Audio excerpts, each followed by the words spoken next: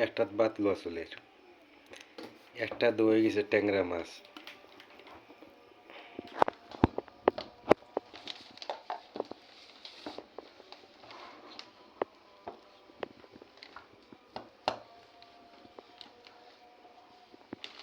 এখন আর একটা বাদ দেওয়া আসলে